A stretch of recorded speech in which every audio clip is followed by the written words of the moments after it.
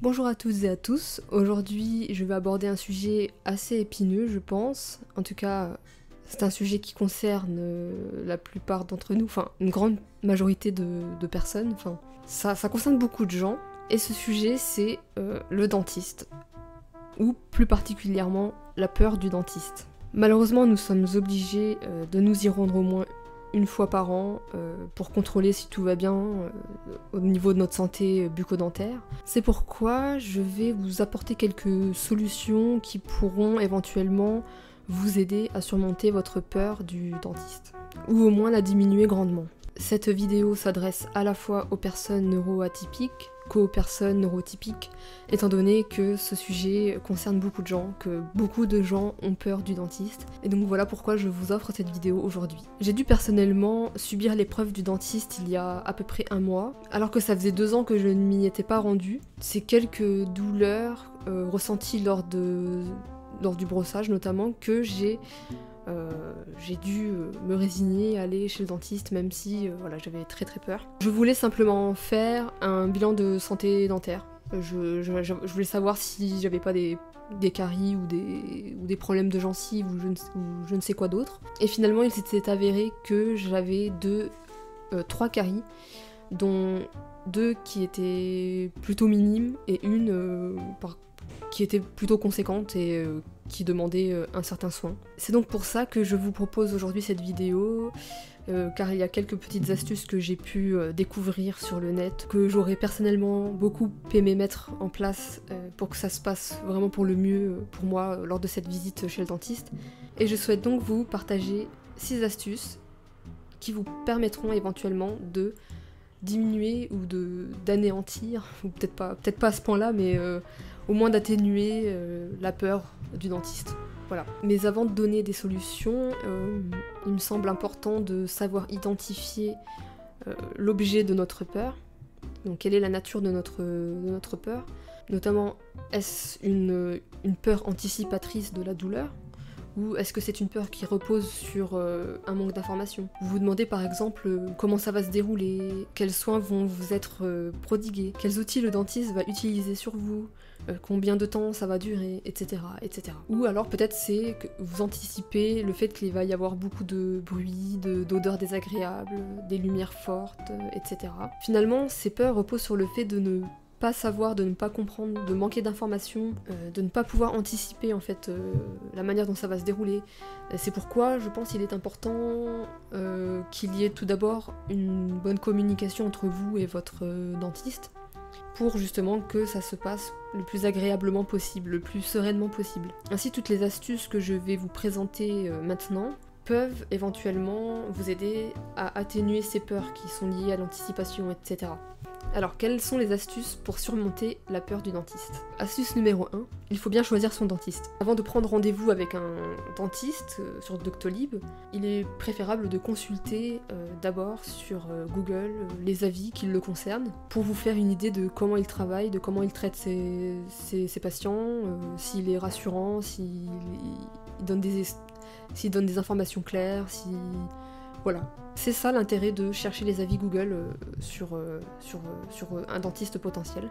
Et si vous ne trouvez pas d'avis Google à propos d'un dentiste quelconque, vous pouvez vous rendre sur le site choisirunemedecin.com, ou si vous ne trouvez rien sur le dentiste en question, passez à autre chose et essayez d'en trouver un autre et de voir les avis d'un autre... Enfin voilà, essayez de trouver quelqu'un d'autre. En tout cas, je sais que maintenant, je procéderai toujours de cette manière, car ça me rassure de lire des avis sur un dentiste tel que celui dont je vais vous faire la lecture. Bienveillance et professionnalisme, docteur Untel est très prévenant, consciencieux et à l'écoute de ses patients. Tout ce qu'on attend d'une expérience chez le dentiste. Assistante et secrétaire tout aussi à l'écoute et bienveillante. Je recommande à 100%. En lisant cela, je suis déjà rassurée sur le fait que je vais être bien reçue quand je vais contacter ce dentiste en question. Voilà, je sais que je risque... Enfin, ça risque de bien se passer, en tout cas. Il y a plus de chances que ça se passe mieux quand on lit des commentaires comme ça. Ensuite, astuce numéro 2, poser des questions. Voilà, parce que vous pouvez ressentir de l'anxiété parce que vous n'avez pas toutes les informations sur le bon déroulement d'une intervention. Donc c'est important de pouvoir poser des questions à son dentiste avant une intervention ou au cours d'un appel téléphonique. Et c'est pour ça que je vous recommande de préparer vos questions à l'avance, écrites sur papier ou sur votre téléphone, comme vous voulez, que vous pourrez par la suite poser à votre dentiste en amont du premier contact ou de la première consultation plutôt, que vous aurez avec lui ou juste avant l'intervention.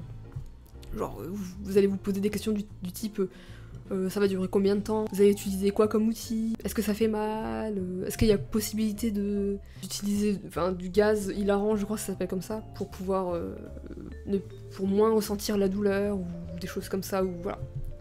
Donc n'hésitez pas à poser toutes les questions qui vous passent par la tête.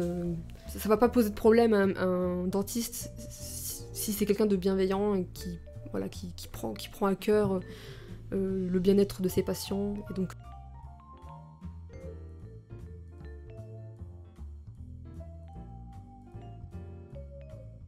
c'est pour ça donc que les avis de patients sont importants à consulter pour s'assurer que le dentiste en question sera à l'écoute, justement, de vos attentes et de vos craintes et de tout ça. Astuce numéro 3, fractionner l'intervention. Par exemple, ne faites pas comme moi j'ai fait, c'est de tout faire d'un coup. Genre, j'avais 3 caries à faire enlever et j'ai fait enlever les 3 en même temps et j'avoue que c'était assez atroce. Pour être tout à fait honnête, c'était vraiment... J'aurais préféré faire ça en plusieurs fois, je vous avoue. J'aurais au moins préféré qu'il y ait des temps de pause pendant l'intervention parce que j'avoue que c'était assez compliqué, on va dire. C'est pour ça que je vous conseillerais de ne pas faire tous les traitements d'une traite si vous ne le sentez pas, de le faire en une seule fois, en un seul rendez-vous. Donc demandez alors à votre dentiste à ce que ça soit fait en plusieurs rendez-vous, que ça soit fractionné en plusieurs rendez-vous. Normalement ça devrait pas poser de problème. Si vous tombez sur... Enfin si vous avez bien choisi votre dentiste, normalement ça devrait bien se passer. Mais on est à l'abri de rien, donc on n'a pas le contrôle sur tout ce qui se passe en même temps. Donc, mais voilà, il y a de grandes chances que ça fonctionne, quoi. Astuce numéro 4, être accompagné pendant la consultation, pendant l'intervention, pendant les soins. Être accompagné. Je pense que ça c'est vraiment quelque chose qui peut déjà enlever un peu du poids du stress, enfin ça peut enlever un peu d'anxiété, le fait de se sentir soutenu, le fait d'être accompagné, ne pas être complètement submergé par l'anxiété, parce qu'on sait qu'il y a quelqu'un en qui on a confiance, donc ça peut être un proche, genre un parent, un ami, un conjoint, enfin n'importe qui peut vous soutenir durant cette intervention. En tout cas, je sais que la prochaine fois, je demanderai à mon copain de venir avec moi. Ça sera beaucoup mieux comme ça, je pense. Parce que voilà, je me sentirai un peu moins seule. Et je sais pas, je me sentirai moins seule. Je serai rassurée de savoir qu'il est là avec moi et que voilà. Enfin, je serai rassurée, quoi, tout simplement. Donc voilà. Vraiment, le conseil numéro 4, voilà. Et faites-vous accompagner, si vous le pouvez, bien sûr. Astuce numéro 5, détournez votre attention. C'est-à-dire que voilà, pendant l'intervention, vous pouvez très bien manipuler vos steam toys, écouter de la musique, écouter un podcast. Tout ça pourra vous aider à focaliser votre attention sur autre chose, tout simplement. Donc voilà, ça c'est pas mal, je pense. Astuce numéro 6, et là c'est plutôt avant l'intervention du coup, ce serait de bien entretenir ses dents. Ça paraît assez bête dit comme ça, assez évident, mais bon, on a tous des difficultés, enfin on peut tous avoir des difficultés avec l'hygiène bucco-dentaire, à cause justement des hypersensibilités sensorielles, liées au bruit, liées au goût, tout ça. Donc c'est pour ça que voilà, ça peut être compliqué pour certaines personnes, mais il y a toujours moyen d'adapter sa façon de se brosser les dents. J'avais vu par exemple sur, je crois que c'est sur Bien-être Autisme, ou Bien-être Autiste, je crois que c'est ça, qui disait par exemple d'utiliser une brosse à dents souple, une brosse à dents douce, voilà, pour pas endommager vos gencives, j'imagine que ça doit être ça. Enfin aussi pour pas abîmer votre émail dentaire, et aussi voilà, de changer régulièrement sa brosse à dents. Je sais que les dentistes apparemment recommande de changer sa brosse à dents tous les 3 mois. Voilà, quand vous voyez qu'elle commence à être un peu abîmée, bah là vous savez que c'est le moment de la changer. Parce que voilà, c'est un nid de bactéries, enfin il y a des bactéries quoi, et du coup ça peut vous causer des caries tout simplement, je pense. Et donc aussi, donc il faudrait, voilà, pour adapter on va dire le brossage de dents quand on a des hypersensibilités sensorielles liées au goût, se brosser chaque face de chaque dent avec juste de l'eau. Donc comme ça, il n'y a pas le goût du dentifrice, qui peut des fois être très piquant, ou enfin qui est désagréable. Se brosser chaque face de chaque dent avec juste de l'eau pendant 5 minutes. Et bon, moi, si t'as un TDAH, moi je sais que ça me saoulerait de passer 5 minutes à me brosser les dents pendant 5 minutes. Je vous avoue, ça me saoulerait. Donc là non plus, n'hésitez pas à écouter de la musique ou enfin, chercher quelque chose qui pourrait vous distraire ou vous stimuler. Enfin. Et ensuite, voilà, vous pouvez vous passer aussi du fil dentaire entre les dents. Bon, ça, je le fais pas souvent, je vous avoue. Parce que je sais jamais comment on fait vraiment en fait. Je sais pas si je le fais bien en fait. Donc voilà, du coup je le fais pas souvent du coup. Et puis rincer et après se rebrosser les dents plus rapidement. Cette fois-ci avec une dose de dentifrice équivalente à un grain de riz, donc avec très peu de dentifrice. Et donc pendant environ 1 minute.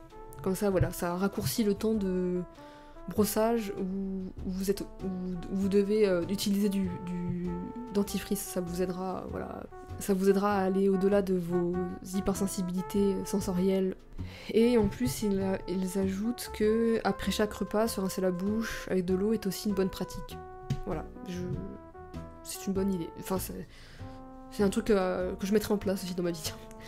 Quand je boirai un verre d'eau, je ferai un, comment on dit ça, gargariser je crois. Je sais pas si c'est gargarisé, ouais. Ah ouais, c'est ça. Voilà, donc se gargariser la cavité buccale. Voilà, c'est pour éviter d'avoir des soins très lourds et importants, comme le traitement d'une carie, une extraction de dents, tout ça, enfin genre... Voilà, ces petits gestes du quotidien vous permettront d'éviter d'avoir à faire ces interventions qui sont assez anxiogènes et assez... Enfin, voilà, c'est assez conséquent comme intervention, donc vous pouvez l'éviter comme ça, du coup, en entretenant vos dents correctement. Voilà. Donc on en vient à la fin de cette vidéo. Donc en conclusion, pour que vos prochains rendez-vous se passent pour le mieux, veillez à bien choisir votre dentiste d'une part, en consultant les avis que vous pourrez trouver sur internet, sur la manière dont il travaille avec ses patients, puis prenez contact avec lui par téléphone ou juste avant une intervention pour lui poser des questions, donc en préparant des questions que vous auriez à lui poser à propos d'une intervention, sur son déroulement, etc.